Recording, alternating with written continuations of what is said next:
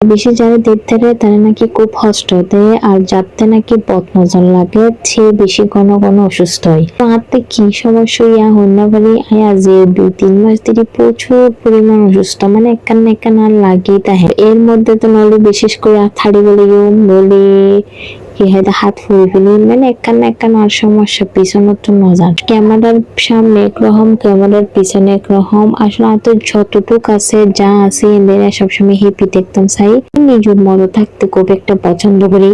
কোলাহল ঝামেলা হাতে একেবারে পছন্দ না, আমি নিজের মতো নিজে থাকতে বেশি পছন্দ করি। কাল থেকে একদম রাত পর্যন্ত শুয়েছিলাম সত্য নুরি। আস্তে আস্তে 7টা বেজে আস্তে আস্তে উঠিলাম, হাইলে চাই আস্তে আস্তে রান্না বান্না বইট পানি পুরো ঘরটিও ঢেলে মেলে আসিল। 1.5 ঘন্টা প্রায় ঘরে বসাই জিনিসপাতি দুই, এরপর আস্তে আস্তে রান্না করিলাম। তো আজি কেহাই নিজেও নবানি কেহে তুই ইচ্ছা নিজেও হইতে পারি।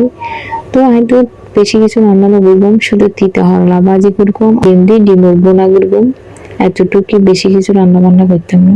অসুস্থ লাগলে হাতে কেহাইতে ইচ্ছে অবশ্যই কমেন্ট করে জানাবেন। আর বিশেষ করে অসুস্থ লাগলে হাতে একেবারে হাজ করতে ইচ্ছে নয়, কিন্তু সমস্যাই নাই, কেউ রান্না হাইলা পারি। যত অসুস্থ তাই না কেন, যতই কষ্ট হোক না কেন, আস্তে আস্তে ওদের রান্না করি হানাতে নিজের রান্না নিজেরটা ভালো লাগে। তোমরা অন্য কেউ রান্না যে যতই মজা করে রান্না করো, রান্নায় মার কোনোদিনও পছন্দ নয়, আর রান্নায় মাতে ভালো না লাগে হাইতো না পারি, আর নিজের রান্নাতে খুবই ভালো লাগে। তো বেশি হতাবার্তা হইতে পারি, রান্নাটা এখন ভালো তাইবেন। আজ এই ভিডিও পর্যন্ত। আসসালামু আলাইকুম। ভিডিও ভালো লাগলে অবশ্যই লাইক কমেন্ট শেয়ার।